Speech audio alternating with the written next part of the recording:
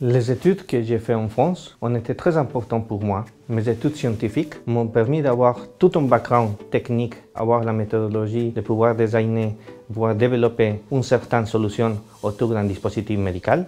Et mes études faites autour du monde entrepreneurial, autour de l'économie, marketing et autour de la création d'entreprise m'ont permis de monter une structure et pouvoir les développer et surtout l'accompagner à des différentes étapes de maturation.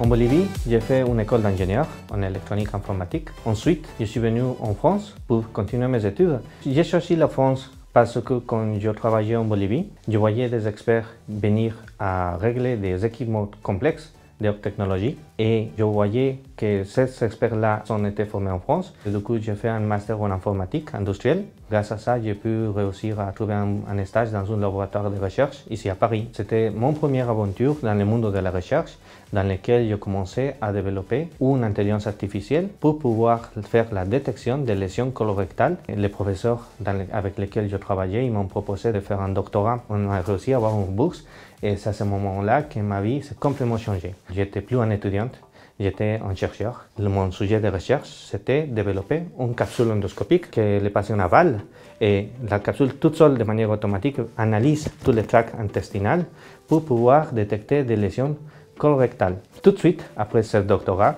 j'ai eu l'opportunité de commencer un post-doctorat dans le même sujet pour pouvoir maintenant faire un prototype de cette capsule endoscopique. Et par contre, jusqu'à ce moment-là, moi j'avais un background très technique, scientifique, et j'avais pas le background business. Et je savais même pas comment monter une startup et faire une analyse de marché. L'université m'a donné une bourse pour continuer mes études et faire un master en administration et en business. J'ai appris à toutes les bases pour créer une startup, toutes les bases pour commencer à faire mon plan business, mon modèle de marché, pour pouvoir aboutir sur un produit aux patients. On a commencé des collaborations avec l'hôpital de Lyon, avec tout le pôle d'endoscopie, pour pouvoir développer pas que cette version de la capsule, mais aussi une version logicielle qui permettait à entraîner aux jeunes médecins à mieux caractériser ce type de lésions colorectales. Jusqu'à aujourd'hui, on a pas mal avancé sur cet outil-là. Il y a une version qui est utilisée de manière publique, en partenariat avec la HFE, c'est l'organisme, la Société française de formation de gastroentérologues.